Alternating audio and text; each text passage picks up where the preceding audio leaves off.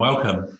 Can we just have a quick go around the room? We'll start in my computer's order. So, Tom, can you just tell us your name and who you're from, where you're from? We see your name already. But hello, my name is Tom, yes, and I'm from Wigan, and I'm the youth pastor I'm head of youth at HTB, which is a church in South Kensington in central London. Jessica. Hi, I'm Jessica, and I am youth worker at St Paul Old Ford in Bow, East London. Margaret. Hi, my name's Margaret. I am the youth pastor at a church in Stockwell, but I was raised in Brixton, so I'm very local. And Zeke. Hey guys, my name's Zeke. I work for Dreaming the Impossible, and I also, within that, I work with youth leaders and young people within the Vineyard movement in the UK and Ireland. And I'm based in Clapham Junction. If it was a competition for the best name, you won tonight. Dreaming the Impossible. Dreaming the Impossible. Very good.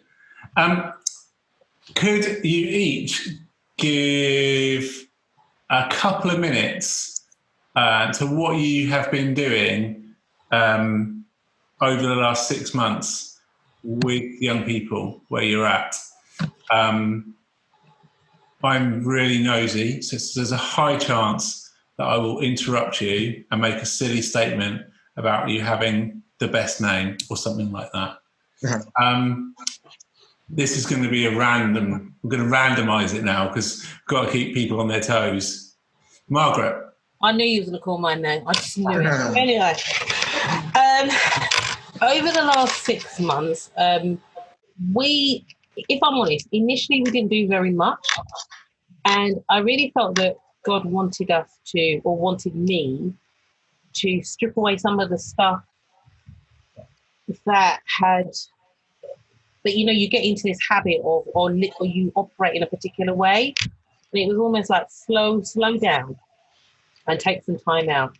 So we took a bit of time and we created a MailChimp sort of weekly worksheet that the young people have been working on.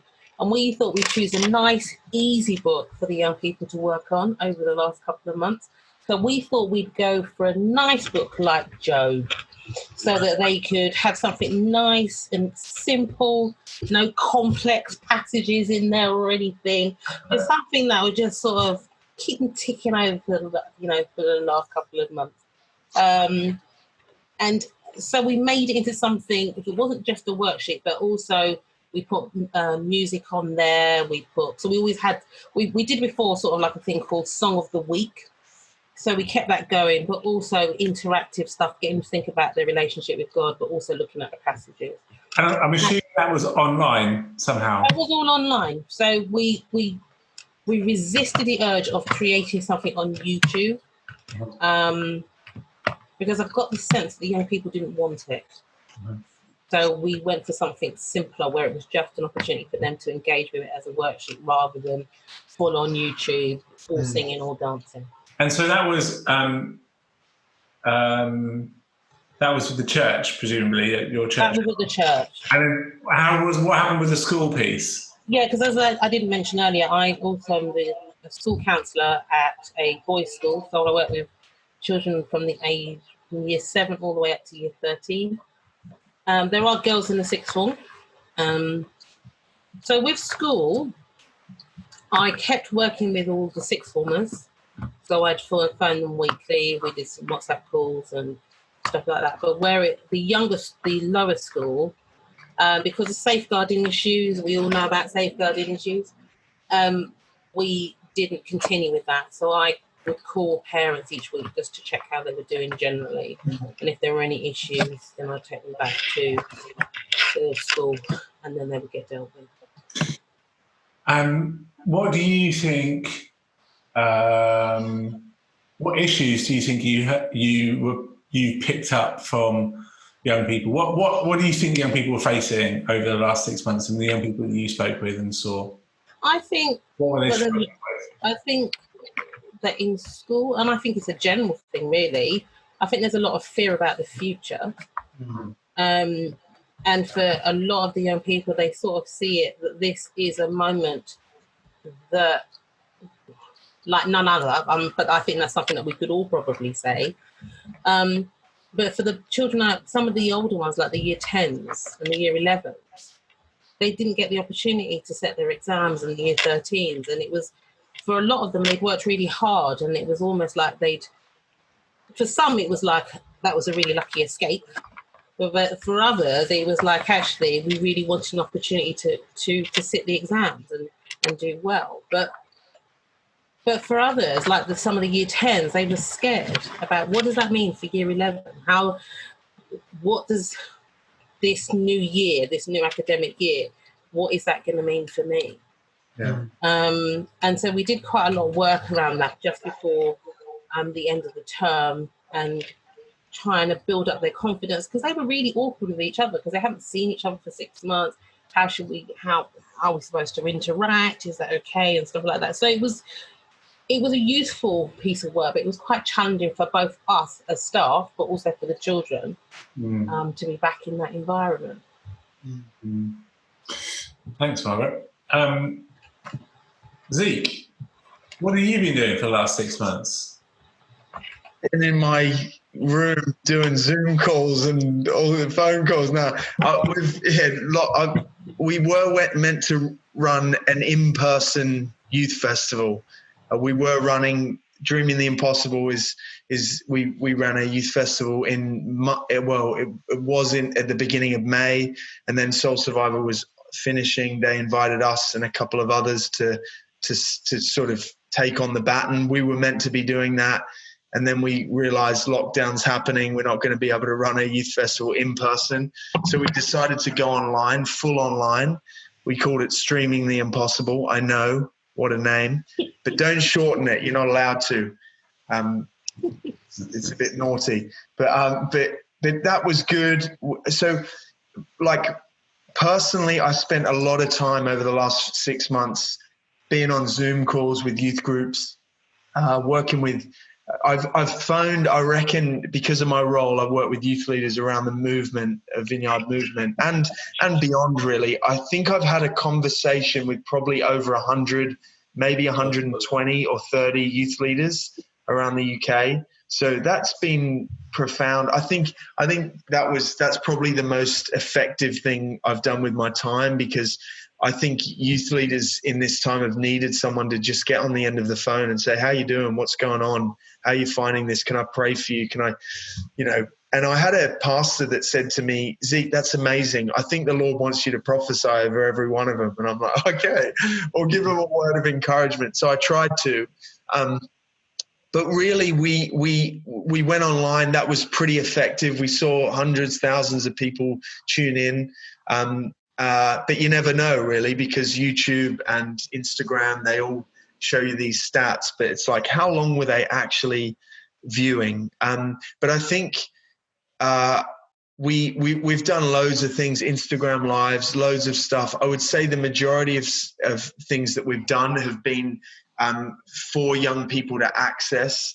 The best stuff that we've done is when we've invited young people onto the lives with their parents' permission to contribute, to share personally, because that's when young people get to hear what other young people are doing, and they get to hear the struggles and the strains, but also testimonies. Young people are doing some great things in this time, and giving them a platform to share and to speak and to contribute has been really good.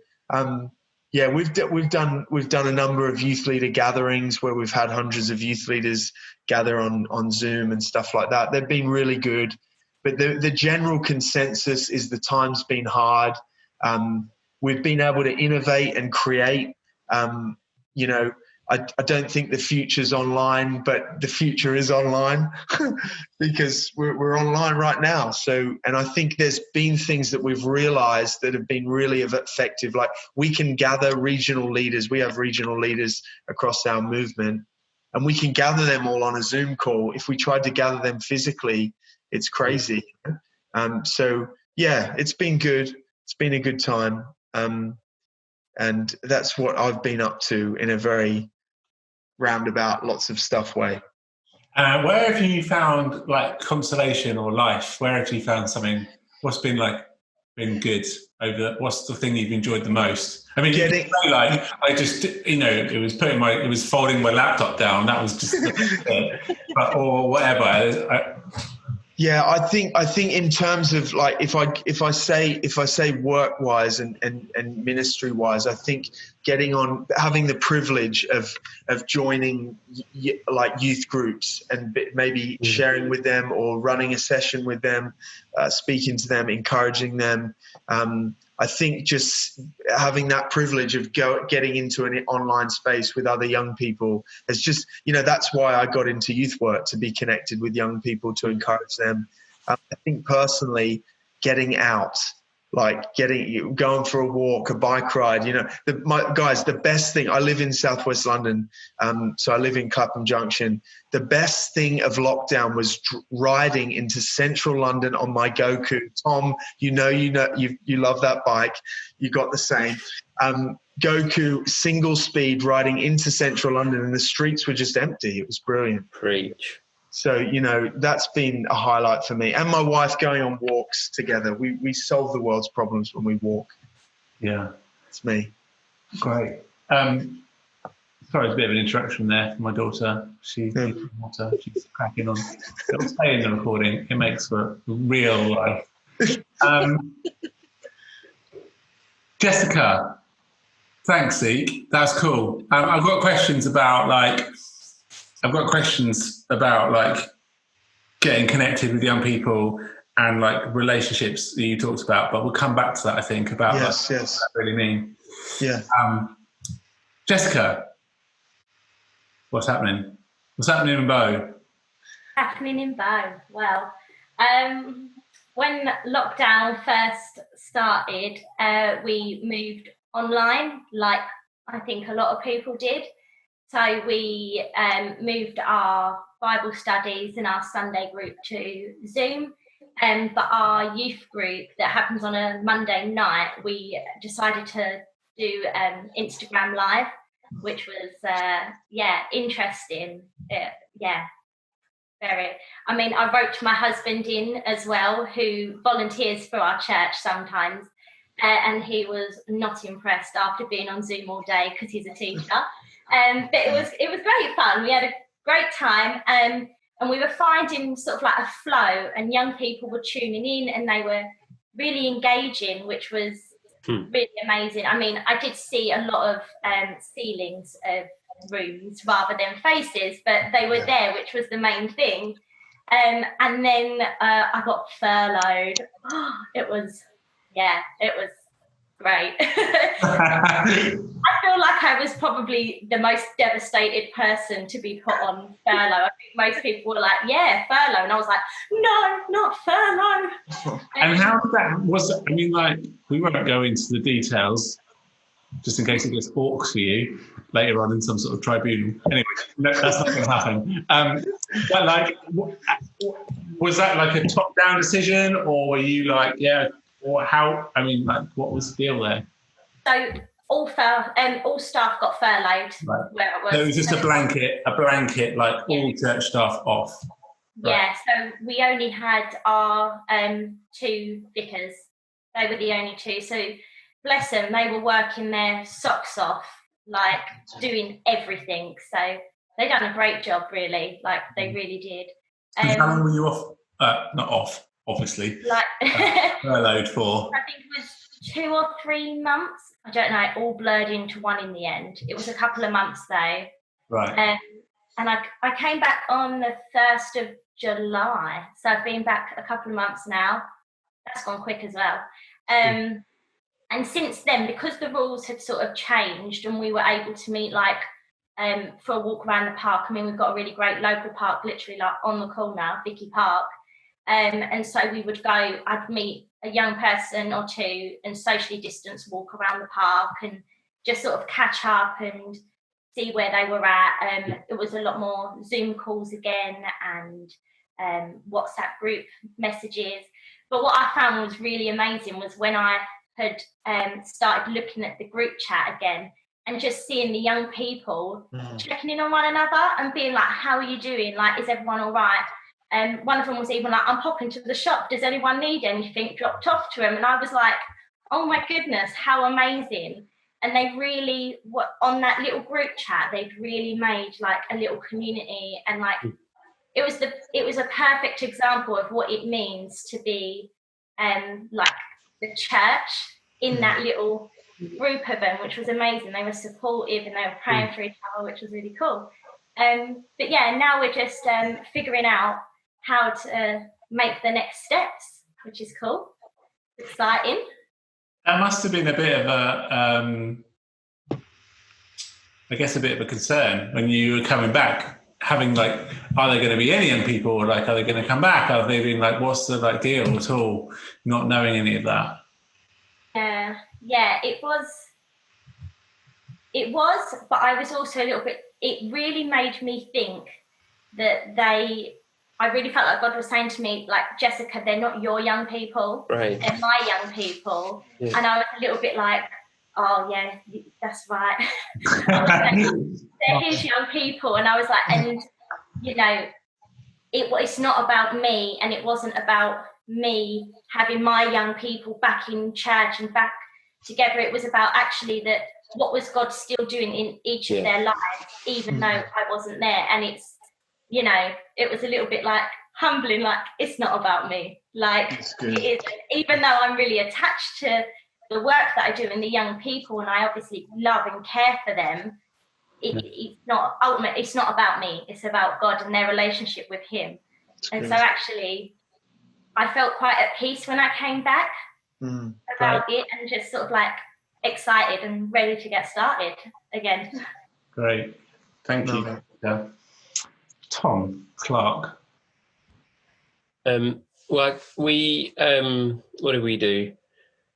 Our vision is to create spaces where young people thrive, and it stands for treasure God, have fun, realize identity, influence society, value, emulate Christ. That was a mistake. The acrostic didn't happen first. We just came up with it later. But we basically moved all that. Well, we just carried it on.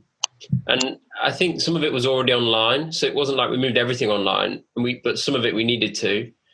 And each of the different unique spaces still happened. So they were, we were reaching young people through gaming. So like the mission aspect of it, some of the guys were, I started playing Fortnite. That happened. Loved that. That was fun. Done some podcasts, done some stuff on YouTube. I guess ultimately we wanted to disciple young people and still reach them. And so we just did everything we could to do that. We're doing pods, our little Pockets of Disciple mentoring groups on Zooms. And then we met them when we could meet up with them, like Jessica did in the park, and made some playlists on Spotify, anything we could do basically just to get their attention and help disciple them. But did some digital detoxes. We said we're going to detox every day between 3 and 4. So we did loads of stuff. Done Youth Alpha online, which was cool.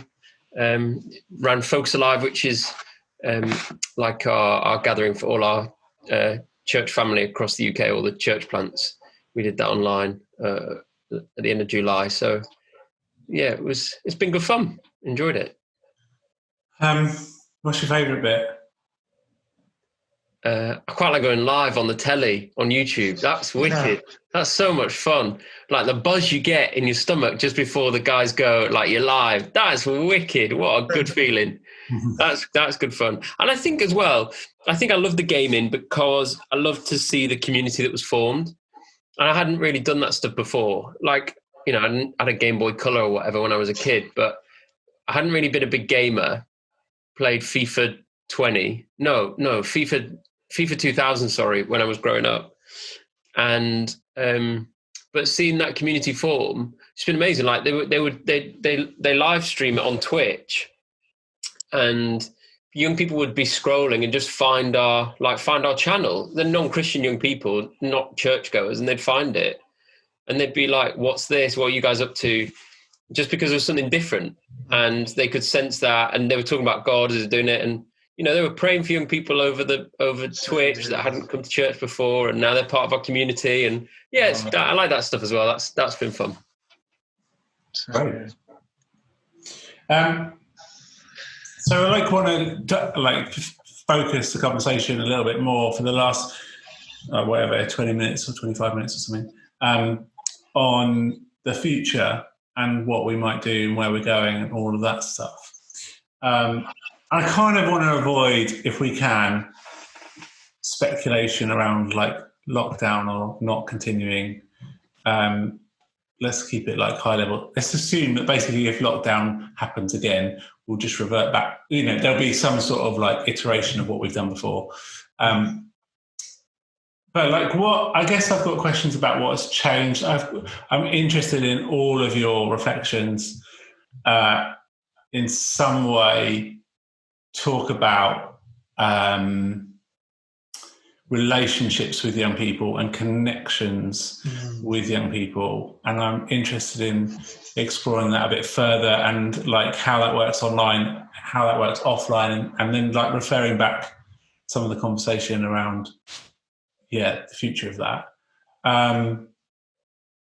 Does anyone want to kick off anything? Has anyone got any reflections on what anyone else said before we do that, or questions? Great. I like the game. I love when you were talking about the online gaming space. I think lockdown has created opportunity. We've been able to innovate, and sometimes I don't know if the church has a great history of innovating, but I think that's what's happened. Young people are reaching out to other young people online, and in a way that we didn't even think you could evangelize, but suddenly you can. And so I think there's some exciting opportunities for young people to be at the forefront of evangelism, rather than us saying, hey, invite your friends to this. They're kind of already in a space and they're using their gifts and their talents and they're getting some guts and saying, hey, I'll pray for you online. It might not be the same as in person, but I think it's where it starts. For a lot of young people, that's their safe space, and it can develop, Yeah, that's right. Does that's interesting that you say, Zeke, about it starting there. Is that are you saying that it needs to be progressed from that space? And is it a challenge for us or not?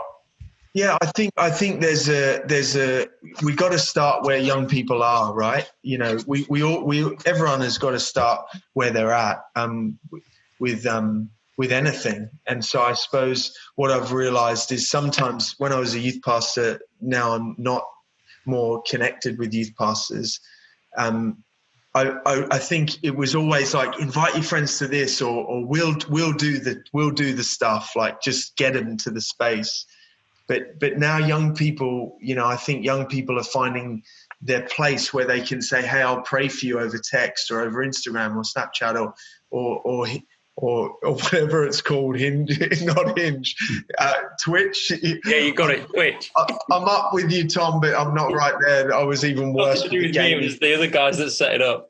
Totally, man, totally. But I think they're the spaces where young people are, and that gives them the confidence. And when they do see them in face to face, they have a deeper confidence. And I think ultimately, discipleship, it can be done online, but ultimately it's proximity, isn't it? It's face to face, it's connecting with one another.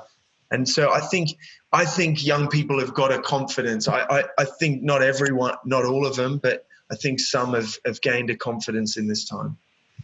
Well, I think for young people, I think that proximity is online. And that's what I found really interesting. Great Youth Work's always been about being with young people. And that has more often been, in the room, face to face, like you say. This guy, there's one kid, and it's not like I shouldn't say it like this happens all the time. This is, amazing. There's one kid who joins in from Hungary to join our Twitch stream and games, right? And he, not really churchgoer, joins on and then comes to Youth Alpha Online. But for him, that's proximate because we're on his turf. We're on the gaming turf. And so in his world, we've become close.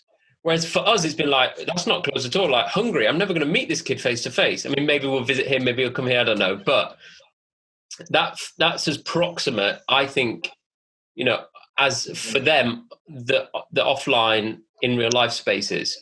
That's my hunch. I think we're as proximate online as we are offline. I could be totally wrong, but I think for them, we're as close as we are. So what does that mean? Like, what does that mean for youth workers that like trade in relationships and trade in proximity? And I think there's a difference between proximity and intimacy, right? So there's young people can be on Twitch and be like next to each other, but not necessarily engaging with each other. And the sort of, I'm going to pray for you is a like intimacy which comes from relationships which is developed, right? So you can have proximity without intimacy, but you probably can't have intimacy without proximity, if you know what I mean. But it's the same for Jesus, right? I think you can have plenty of proximity to Jesus without actually having any intimacy. So what does that mean? How are we going to sort that out? What's the deal? Going to go back to having face-to-face relationships or not? Is that even important? We need them. My concern is that I think that the internet has been fantastic. I think it's given us, as we've all said, I think it's given us an opportunity to be really innovative. And I think that we were scared of the internet before lockdown. I mean, there wasn't that much stuff done. I mean, there probably would be, Tom probably did quite a bit, but I would imagine that most youth clubs or most youth groups didn't do that much stuff online. Yeah. It kind of forced us into creating something because we felt that the children needed it, even if it wasn't necessarily YouTube, but we knew we had to connect with them, and if it was through Zoom or whatever. But I just wonder, our children need intimacy. They need relationships. They need face-to-face contact. They need discipling, and we can't just do that through the internet, because I suppose with my school hat on as well, it's often the kids who are church kids who are the most badly behaved, because it's an outlet. It's a place where they can be whatever they need to be. Often church is a place where I can be what mummy and daddy want me to be and everybody else wants me to be. But in school, in that moment, I can be like everyone else. And being a Christian in school is actually incredibly difficult. So we need to give them all the tools to enable them to be real disciples of Christ, not just in the moment. Because we're given a really blessed opportunity to speak into their lives. So are they going to be lifelong Christians? And I think that's what God's really calling us to be part of that. I mean, all the other stuff is great, but Jesus still dealt with individuals. He still took time for the one who needed him, the one who called out to him and said, I need your help in that moment. And I think we still need to do that. Yeah. Regardless, I don't think there's any way around it, because I just don't think there's any way around it. And I think it is about, I mean, one of the things that we did at St. Stephen's before lockdown was try and include our children in everything we did. So leading service, doing refreshments, doing all sorts of stuff. So they felt part of the church, because youth group is not church. Youth group is youth group. Church is about being part of a community where there's people from all different races being together, doing church. And so we really have tried to do that for quite a long time, and it's very successful. And I think that that's what Jesus is calling us to be discipling our children, so they know the word for themselves and they can live it out, not just take little bits of it and then go on. Thank you. Jessica? Yeah, I think meeting face to face is so important. I think the online stuff is amazing. I mean, I found it really encouraging seeing what other youth workers I know, what they're doing online and other organisations, and I'm like some of them are super techie, and I'm not like that. But I love seeing what they're doing, and I love pointing the young people I work with in the direction of other organisations, seeing like, watch this video, see what they're doing. And I think that that's really amazing. I mean, I had some young people who just sort of haven't been engaging in church a lot lately. They're sort of reached sort of like 16, 17, and they were getting to choose whether to do church or not, more than parents telling them they had to. And so they were taking that like, I don't want to. But they've really engaged online. They're like, yes, I want to watch that video, or sending me videos and saying, this was really good, someone else might like it. So I think there's definitely a place for youth work to be online, because that is where the young people are. I mean, we always say we need to meet the young people where they're at, and quite often we think of like school, but they're all online as well. So we need to be there too. But then I don't think we can just remove being face to face with young people. And I mean, when I got back and we were like, right, we can begin to like, I'm back, I can begin like meeting you one-on-one. Like they were all like, yes, I want to meet. When can we meet as a group again? When can we do Bible study? When can we pray together? When can we go here? When can we go there? And it was like they were craving being with each other, not just with like me as their youth worker and our volunteers as their youth leaders.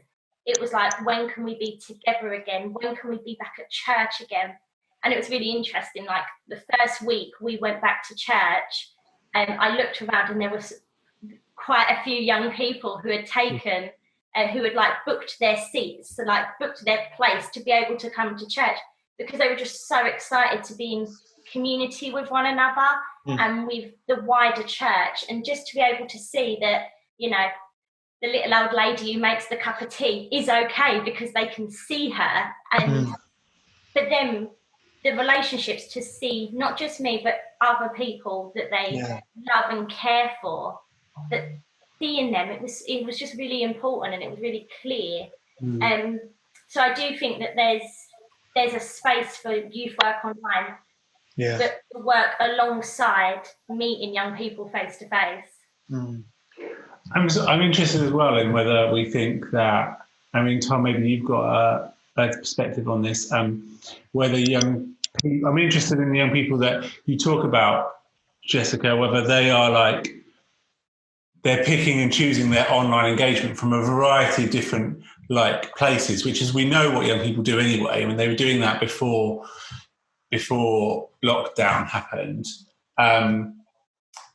And whether, like, we go back to some sort of more traditional youth work, which is where we signpost young people to different places, and that's part of like a big part of the youth work as well, which is like, we're going to signpost you to these different things, and that isn't necessarily, so our role isn't necessarily that we provide like an online space, although Tom does that amazingly, and we have to provide this face-to-face space. But is there a time where actually we're becoming more generous with each other and saying, well, actually this stuff over here is really good and you should engage with it, and then I don't have to do that, and you can like, and we can talk about that maybe, or we can watch it together even, or whatever that might be. What do you think, Tom, about that stuff? I mean, you're doing some big online stuff, which is slightly different, I guess.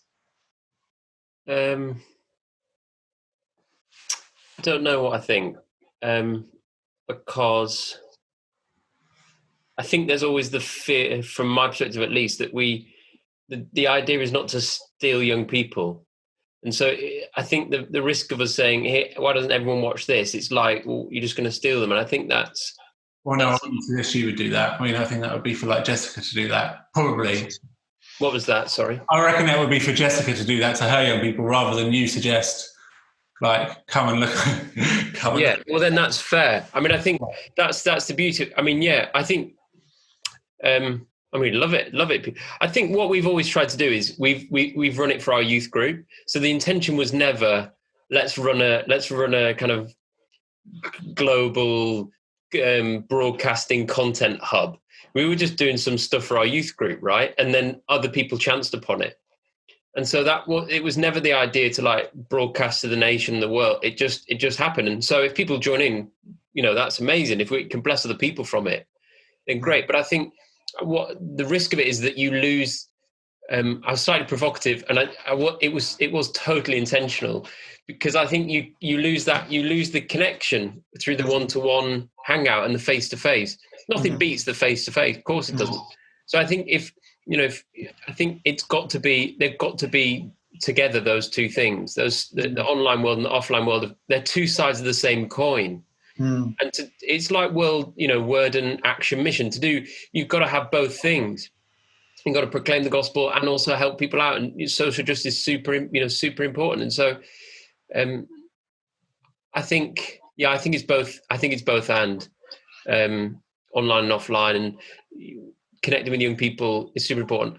I don't know why I'm being so hesitant to say everyone can watch it, but I think, of course, if you haven't got the ability to do stuff online, then of course check out all our stuff online. Listen to our podcasts. The other beauty of it is, I think young people, I think it's a private thing online much more than we realise. And young people are watching this. We're watching and listening to this in their bedrooms at whatever time. But let's say it's in the evening. They're listening to spiritual things in their ears in the bed, at bedtime. Then that's absolutely fantastic and next level. And we should do everything that we can. I believe, in fear of getting too excited about it and over passionate, I think we should try and get that out as far as we can, because it's like I think it's the next level peer-to-peer evangelism, as Zeke said before. All you got to do is send a link to your mate. If you hear an amazing, podcast, like Jessica said, her young people are sending her clips. If one of them dare send it a friend and they learn about Jesus, that is some next level guerrilla marketing, peer-to-peer evangelism. You don't have to wait till next Friday or the party you've got in 2 weeks' time. You literally can send them a link. And that's always been available, but by God's amazing grace, and the pandemic was horrific, but somehow in his beauty, it's so happened that young people are now sharing their faith, I think, and they found it much easier. And that's not me just making it up. One of young people text me saying it's so much easier because all you got to do is send a link. We don't have to tell them to come to this hut or this youth room or this downstairs thing in our church or wherever we meet. You just send them a link. So I think the possibilities are endless. We could reach so many young people overnight if they start sharing their faith. I wonder whether there's a bit of a mindset change. And Zeke, I don't know if you've spoken to like 120 youth workers. Around that. I wonder whether there's a bit of a like mindset change that needs to take place in the mind of the youth worker, youth pastor, youth engaged, whatever person, volunteer, that they don't have to be the like be all and end all. They don't have to be the like sole provider of all of these activities. That actually they can use resources which are broader, and they need to be less fearful, perhaps, about their kids being stolen by really excellent like online ministry. What do you think about that? Well, I think things like Soul Survivor and other gatherings that happened we got to say in the past, because it is in the past and we haven't had a gathering like that since. But they were all part of this kind of moment. You call it a kairos, call it a mountaintop, whatever you want to call it. There were moments where young people came together and were stirred and inspired. So I think in every youth worker's mind, there's other stuff for them. But I think most youth leaders that I speak to, they're still concerned about the discipleship of their young people. And that is really like the most important thing. That's what Jesus said. When Jesus, if Jesus was at a restaurant, let's just say the Great Commission is what he ordered: steak at the restaurant. We didn't bring him. We can bring him beans on toast or whatever, but Jesus wants steak, and the steak is the discipleship. That's the piece. Go and make disciples. So I think each youth worker is passionate about that. And we can get caught up in other things as well. But I think if that analogy makes any sense, I think I'm not really. Well, whatever you want. I'm joking. What I'm getting at is Jesus ordered discipleship. That's what he ordered. Go and make it and make disciples. And so I think That is and so whatever can help that, I think youth leaders will generally think, yes, I want to signpost them to that. But I think that the pandemic is we've had loads of youth leaders saying thank you for doing stuff online as DTI, because we're not a church, we're a movement in a way, and so we get people signpost to us. And they're saying thank you because we couldn't do that. And so we recognize we're in a space where we can serve the church, but we're not the be all and end all, because if they're not being discipled, they're not, it's not the nuts and bolts of what Jesus asked for and what he's invited us into. Yeah. And that's what you were saying, Margaret, earlier about the discipleship. Yeah. Mixed. I think it's very easy for that to be lost. Yeah. Because young people want fun. To be honest, we all want to have a good time. We want to have a good time at church. And the young people want to have a good time at church. And I think that is important. But I also think that it's important that they are disciples. Yeah. Because others can't weather the storms of life. No. And so often they hit a bump in the road and they're off.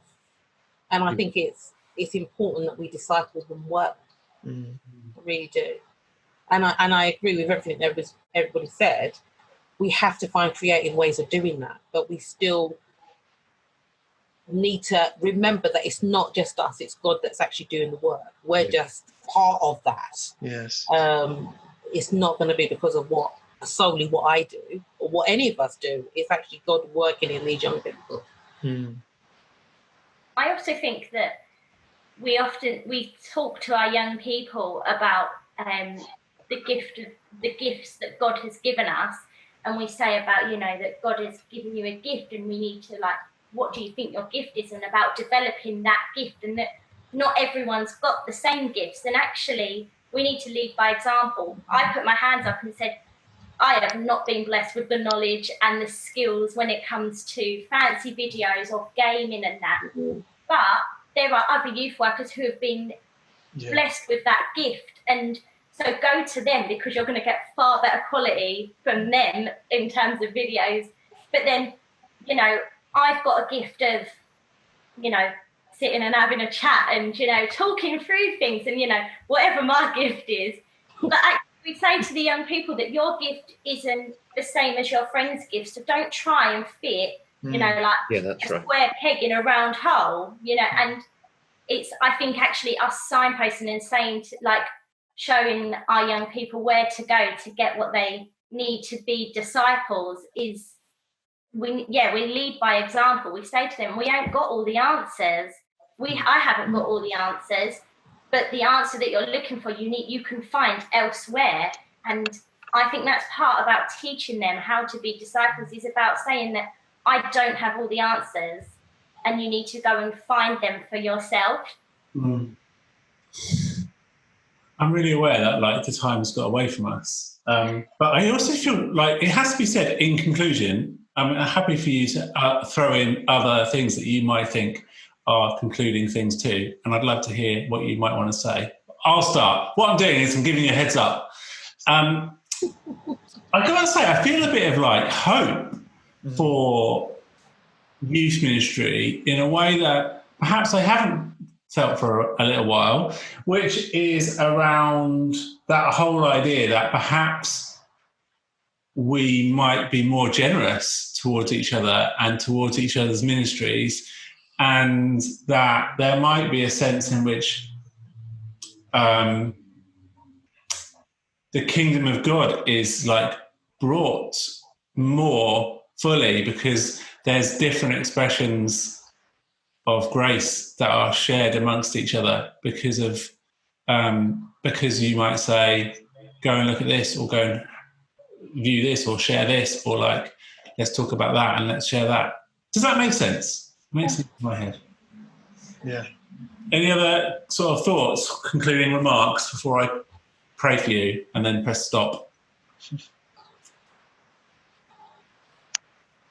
I think that God gave us all an opportunity to reset, to look at our own ministries, to look more clearly at Him. And I think that was a precious moment that I will treasure forever. And as Tom has said, and all of us have said, that it was horrific in lots of ways.